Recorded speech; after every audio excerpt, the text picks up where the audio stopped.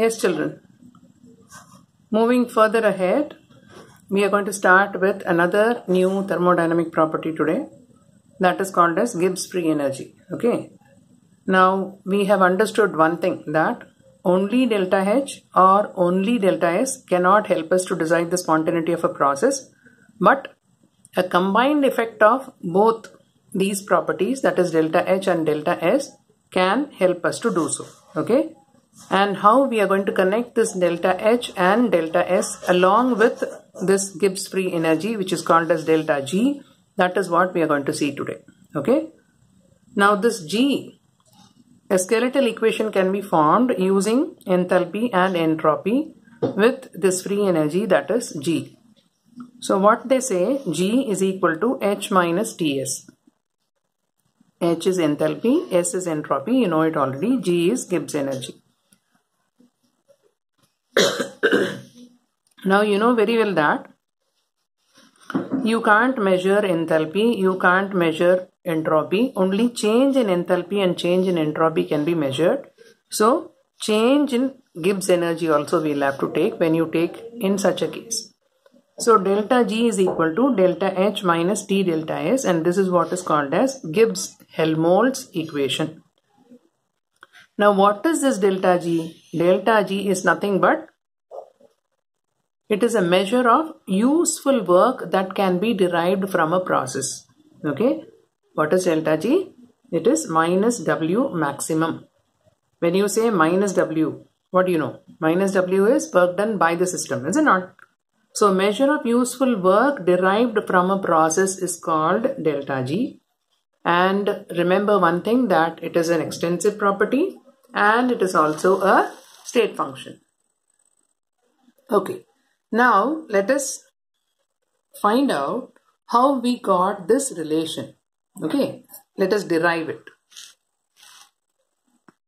Now for an open system,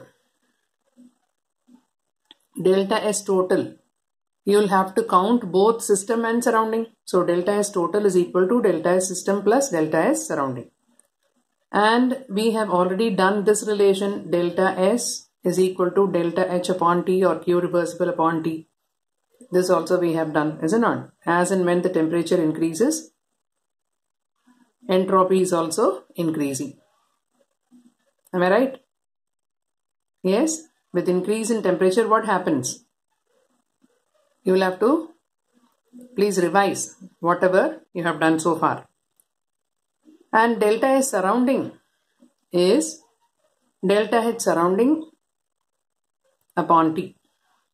Now both of them are in terms of surrounding we have taken, and this delta S surrounding we are going to replace in this equation in terms of system.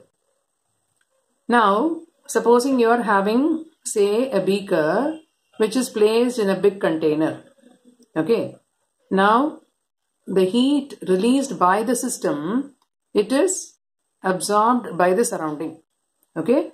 So heat released by the system is equal to heat absorbed by the surrounding. Okay. So increase in enthalpy of surrounding is equal to decrease in enthalpy of system. Okay. Now based on that, what we are going to see, delta H surrounding is equal to delta H surrounding upon T. Now this delta H surrounding is minus delta H system, because system is releasing heat and surrounding is absorbing heat. So surrounding, when you are showing as a positive quantity, in terms of system when you express, it will be a negative quantity because it is energy released. Energy released is negative. Energy absorbed is positive. Okay. Now replace this delta H surrounding in the first equation by minus delta H T, delta H upon T. So when you replace it, you will get the equation like this: delta S total is equal to delta S system plus minus delta H system upon T. Okay. Now rearranging this equation, what you will get? You will multiply the whole equation by T and this T will get eliminated, right? So T delta S total is equal to T delta S system minus delta H system. So this is what you will get. Okay. Now again further we are going to rearrange this equation.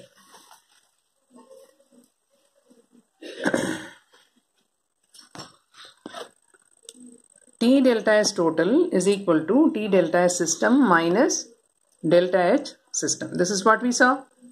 Now for spontaneous process, delta S total is greater than 0. Remember, spontaneous means anything that takes place on its own, is it not? Now in such a case, there is increase in entropy. Increase in entropy means delta S positive. That's what I have shown it as greater than 0. Delta S positive means it is greater than 0. So if delta S total is greater than 0, that means T delta S system minus delta H system is greater than 0, because you have equated to T delta S total. Okay. Now this equation can be rearranged as minus delta H system minus T delta S. Minus of minus positive हो जाएगा. ठीक है? That is greater than 0. Okay. Now this minus delta H minus T delta S. What is this? This is nothing but your delta G.